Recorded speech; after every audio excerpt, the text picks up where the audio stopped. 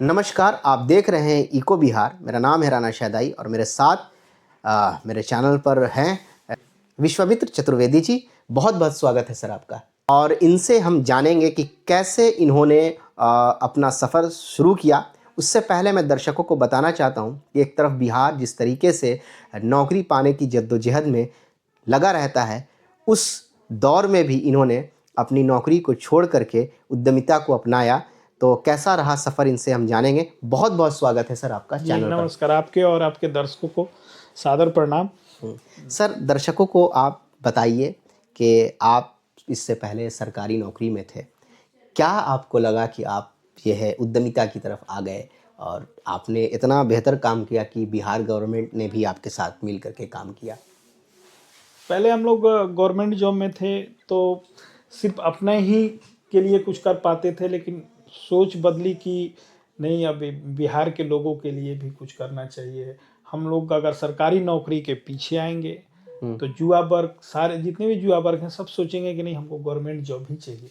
तो प्लानिंग किया जाए कि नहीं, गवर्नमेंट जॉब को छोड़ के व्यवसाय को अपनाया जाए। कि हम लोग को देख के नए जो बिहार के युवा हैं, जिनमें बहुत कार्य करने की शक्ति है, एक अद्भुत इन युवाओं में जोश है, पोटेंशियल है, जोश है, जो बहुत आगे कर सकते हैं। जो अदर स्टेट में, बिहार को छोड़ के अदर स्टेट में जाकर वहाँ की सरकार, वहाँ की नीति, सब कुछ अपनाते हुए भी अच्छा उद्यम, अच्छा व्यवसाय कर रहे हैं, तो वो लोग बिहार नहीं आना चाहते थे।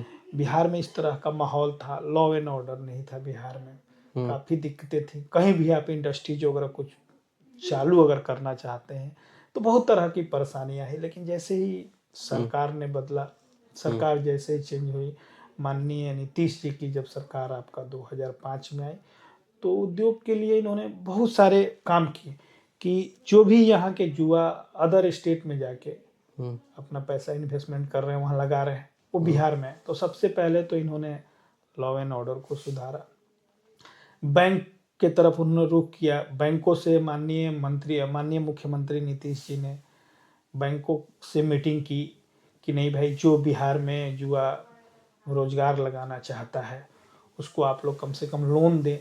लोन के साथ साथ उन्होंने कुछ स्कीमें ऐसी बिहार के युवाओं को दी जिसमें उनको सब्सिडी मिले।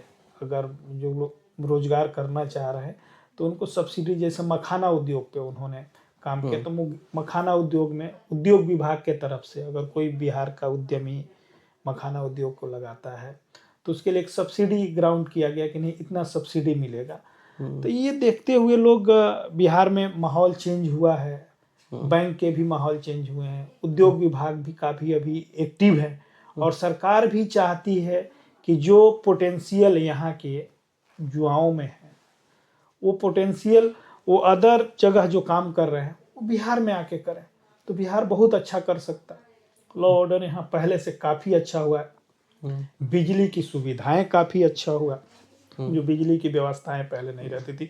सबसे बड़े व्यवसाय में सबसे बड़ा पहले दिक्कत थी रोड ट्रांसपोर्टिंग। कहीं भी आपको कुछ मंगाना है या भेजना है तो ट्रांसपोर्टिंग की सुविधा नहीं थी। लेकिन अभी बिहार में रोड की इतनी अच्छी स्थिति है कि आप पटना मुख्यालय से कहीं भी 3-4 घंटे में जाकर आ सकते हैं। कहीं भी अपना मटेरियल जो आप बना रहे हैं, यहाँ के युवा कुछ भी अगर मटेरियल अपना प्रोडक्शन कर रहे हैं तो बिहार के किसी भी डिस्ट्रिक्ट में 3-4 घंटे में जाके वो उसको भेज सकते हैं, मंगा सकते हैं। यही चीज़ें रहते हैं। हाँ, लेकिन एक सवाल मेरा है सर कि मैंने जो भी अभी रिसर्च कर पाया है इस तमाम एंटरप्रेन्योर वाली लाइन में, तो एक चीज़ मुश्किलें आ रही हैं। चूँकि मैं भी एक युवा हूँ, ठीक है, मुझसे जो मेरे साथी इन्वेस्ट करना चाहते हैं, एक स्टार्टअप शुरू करना चाहते हैं, तो ये चीज़ देखा गया है कि कुछ सर्टिफिकेट है जो उनको लेनी होती है। जैसे अगर वो फूड इंडस्ट्री में जाना चाहता है तो सबसे पहले तो फसाई का लाइसेंस होता है।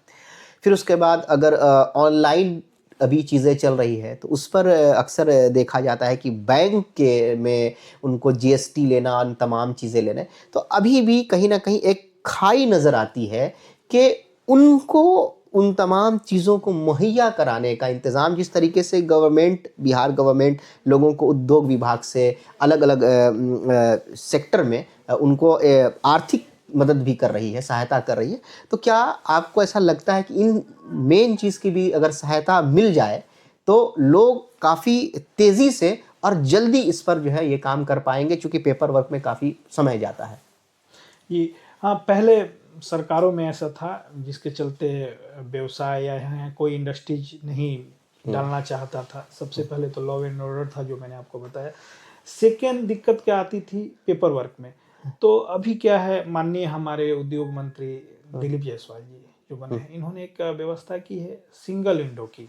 अच्छा। आप कोई भी इंडस्ट्री डालिए, हाँ। आपको हर ऑफिस जाने की ज़रूरत नहीं है। पहले क्या होता था कि जैसे अभी आपने कुछ देर पहले बताया कि हर ऑफिस में आप जीएसटी लीजिए, एफएसएसआई का रजिस्ट्रेशन लीजिए, और उसके बाद आप पॉल्यूशन लीजिए, बहुत सारे डॉक्यूमेंट्स की ज़रूरत होती है। बिल्कुल। लेकिन अभी उन्होंने किया क्या है कि सिंगल विंडो, एक ही जगह पे आप अप्लाई करिए और वहीं से आपको सारे पेपर वर्क आपके हो जाएंगे। अच्छा। माना हर ऑफिस जाने की ज़रूरत आपको नहीं पड़ेगी कि मामा जितने ऑफिस हैं, जितने आपको व्यवसाय इंडस्ट्री डालने के लिए पॉल्यूशन से लेकर के आपको आईएसआई से लेकर के जीएसटी तो छोटा चीज हो गया, उसका जितने भी डॉक्यूमेंट एक इंडस्ट्री या उद्योग शुरू करने के लिए चाहिए, वो सिंगल विंडो की व्यवस्था हुई, एक ही जगह पे ये सारे चीज आपको अवेलेबल हो जाएगा। तो ये व्यवसायी लोगों के लिए, जो व्यवसाय बिहार में करना चाहते हैं युवा, या जो इंडस्ट्री डालना चाहते हैं, उनको इससे काफ़ी सहूलियत मिली है, पहला।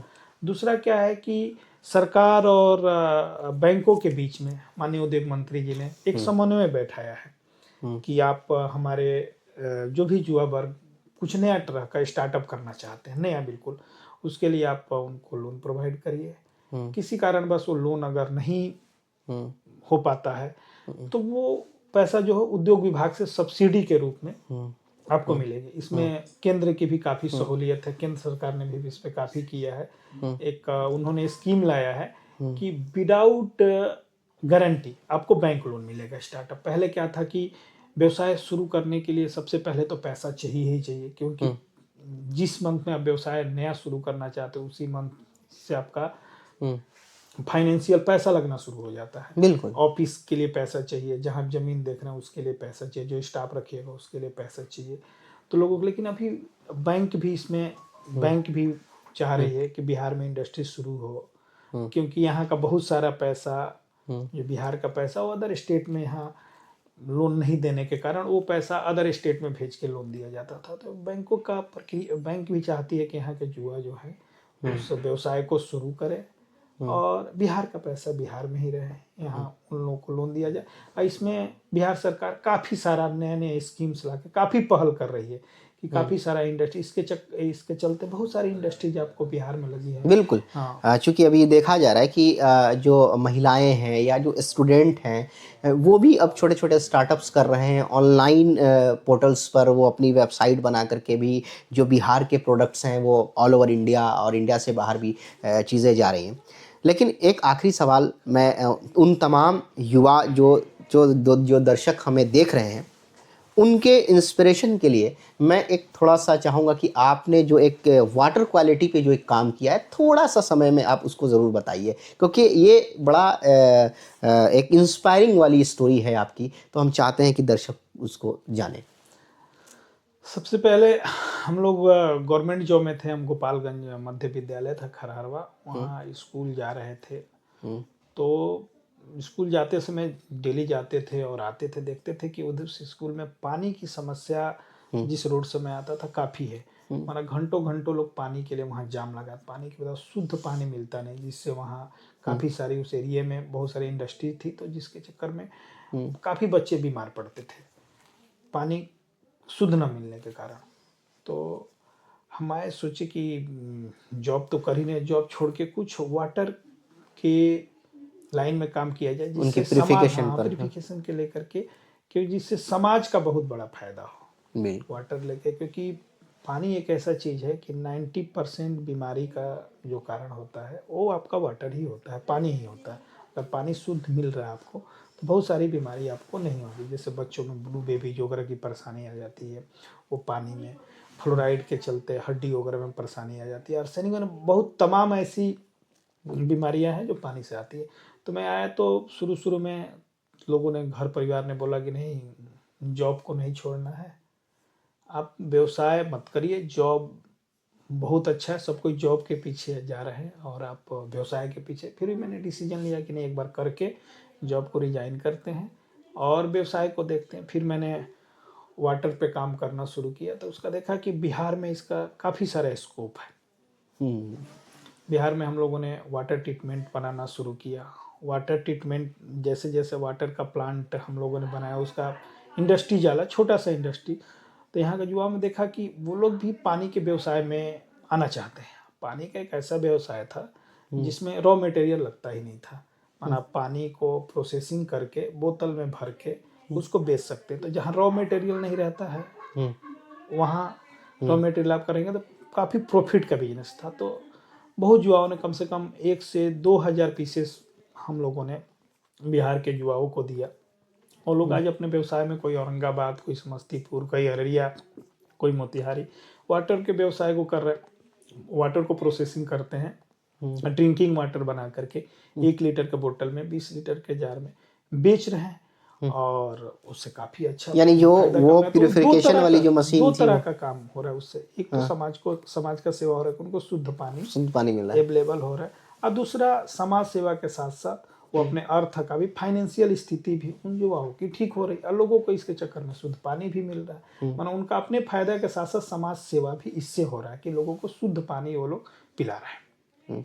यानी जिस तरीके से सर ने प्रॉब्लम को ढूंढा, उसके सॉल्यूशन को ढूंढा और वही सॉल्यूशन आगे चल के एक स्टार्टअप का रूप ले लिया और पूरे बिहार में इस तरीके से वाटर प्यूरिफिकेशन प्लांट की शुरुआत कही जा सकती है। तो ये हमारे साथ में जो हमारे सर थे, इन्होंने अपने बारे में सब कुछ बताया और इससे यही इंस्पिरेशन मिलती है कि जहाँ चाह है वहीं राह है। तो बने रहिए हमारे साथ, इसी तरीके से तमाम लोगों से आपको मिलाते रहेंगे, रूबरू कराते रहेंगे। तब तक के लिए धन्यवाद। आप